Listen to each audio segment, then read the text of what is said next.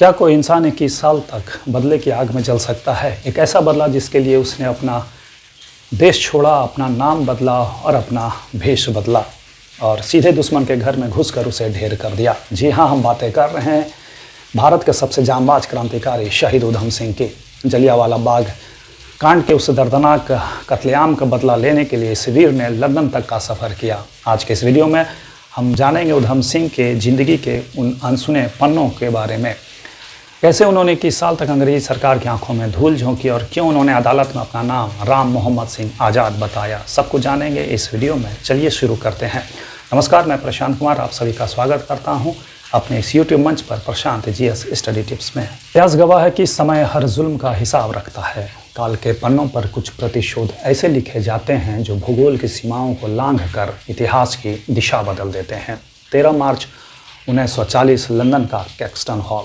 जब ब्रिटिश साम्राज्य अपने घमंड के चरम पर था, तब पंजाब की मिट्टी से उठे एक बवंडर ने साम्राज्य की छाती पर इतिहास का सबसे बड़ा प्रतिशोध लिख दिया। यह कहानी किसी अपराधी की नहीं है, बल्कि भारत माँ के उस ओजस्वी पुत्र की है जिसने 21 वर्षों तक प्रतिशोध की आग को अपने सीने में जलाए रखा। ये गाथा है शहीद आजम उधम सिंह की। 26 दिसंबर 1899 पंजाब के संगरूर जिले के सुनाम गांव में एक बालक का जन्म हुआ। नाम रखा गया शेर सिंह। प्रकृति ने इस बालक की परीक्षा बहुत कड़े धरातल पर ली थी। जीवन की वनमाला अभी सीख ही रहे थे कि माता और पिता का साया सिर से उठ गया। माता पिता के साया सिर से उठ जाने के बाद शेर सिंह और उनके भाई साधु सिंह को अमृतसर के खालसा अनाथालय में शरण लेनी पड़ी।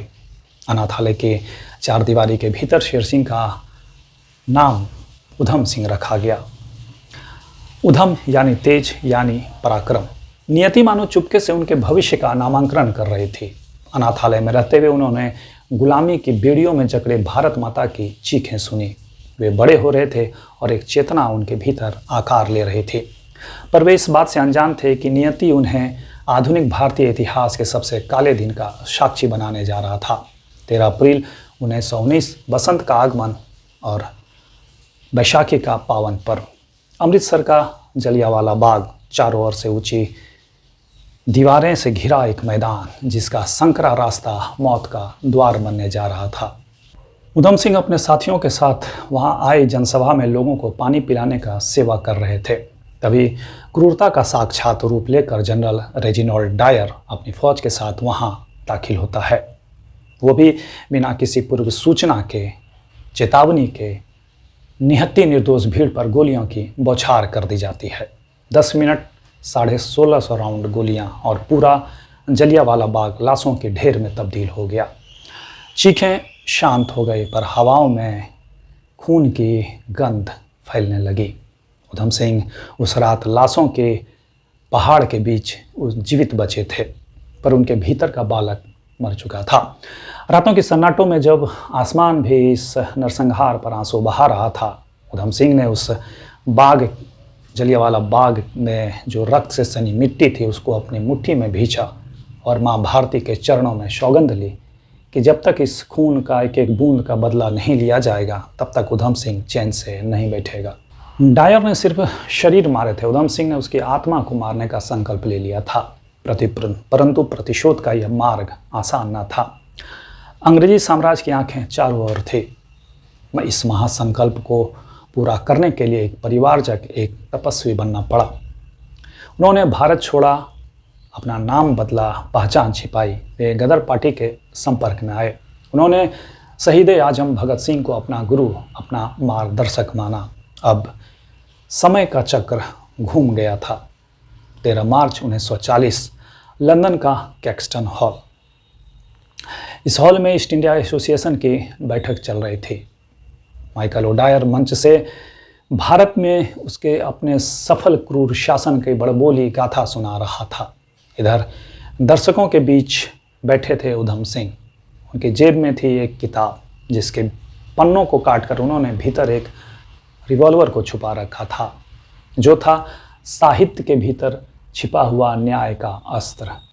जैसे ही जनरल ओडायर ने अपने व्याख्यान को समाप्त करके अपने कदम को आगे बढ़ाया, 21 वर्षों से थमी हुई प्रतिशोध की ज्वाला फूट पड़ी। उधम सिंह ने अपने कदम आगे बढ़ाए, नज़रें स्थिर की और हाथ को अडिग किया और 6 गोलियां हवा में गूंजी। 2 गोलियां जनरल ओडायर के सीने को पार कर चुकी थी। ब्रिटिश साम्राज्य का वो घमंडी स्तंभ वहीं जमींदोज हो चुका था और जलियांवाला बाग का कर्ज चुकता हो चुका था। गुरु के इस सिंह ने कायरों की तरह वहां से भागने का प्रयास नहीं किया, बल्कि उन्होंने अपनी रिवॉल्वर फेंक दी और मुस्कुराते हुए अपने हाथ कलाइयों को अंग्रेजी ब्रिटिश पुलिस के आगे बढ़ा दी। जब अदालत के कटघरे में ब्रिटिश जज ने उनका नाम पूछा तो उन्होंने जो नाम बताया वो साम्राज्यवाद के मुंह पर एक करारा तमाचा था। उन्होंने कहा कि मेरा नाम राम मोहम्मद सिंह आज़ाद है। यह सिर्फ एक नाम नहीं था, यह भारत की अखंडता, सांप्रदायिक सौहार्द और स्वतंत्रता की अमर उद्घोषणा थी। राम, मोहम्मद और सिंह तीनों मिलकर आज़ाद थे। अपने मुकदमे की प्रतीक्षा करते हुए सिंह ने 42 दिनों की भूख हड़ताल की।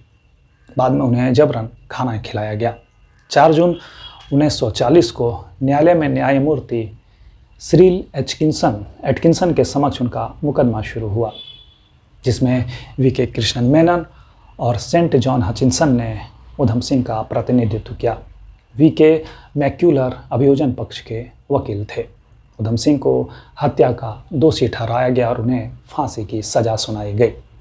31 जुलाई 1940 लंदन का पेंटविले जेल में इस महानायक को फांसी के फंदे पर लटका दिया गया। हंसते हंसते उन्होंने मौत को गले लगाया, क्योंकि वे जानते थे कि उनका कार्य पूर्ण हो चुका है।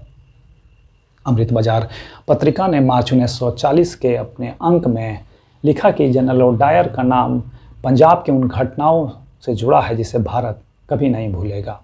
वहीं लंदन के टाइम्स अखबार ने उधम सिंह को स्वतंत्रता सेनानी कहा और उनके कार्यों को दबे कुचले भारतीय लोगों के दबे हुए आक्रोश की अभिव्यक्ति बताया। वर्ष 1974 में इस महान के शहीद की अस्थियां भारत लाई गई और उन्हें उनकी मातृभूमि की मिट्टी में विलीन किया गया। शहीद उधम सिंह का जीवन हमें यह सिखाता है कि राष्ट्र का स्वाभिमान सर्वोपरि है। इतिहास के क्षितिज पर वो ऐसे ध्रुव तारे के तरह चमकते रहेंगे जो आने वाली पीढ़ियों को राष्ट्रभक्ति का मार्ग दिखाता रहेगा। जलियांवाला बाग के उस महाप्रतिशोधक माँ भारती के अनमोल रत्न शहीद उधम सिंह के चरणों में कोटि कोटि नमन। अगर आपको भारत के इस वीर सपूत की यह अनसुनी कहानी पसंद आई हो तो इस वीडियो को लाइक करें और अपने दोस्तों और परिवारजनों के साथ शेयर करें, ताकि हर कोई हमारे इस महान इतिहास को जान सके। ऐसे ही प्रेरणादायक और ऐतिहासिक वीडियो के लिए चैनल को सब्सक्राइब करें। उधम सिंह के बारे में आप क्या सोचते हैं, हमें कमेंट में लिखकर ज़रूर बताएं। मिलते हैं अगले वीडियो में, तब तक के लिए जय हिंद, जय भारत।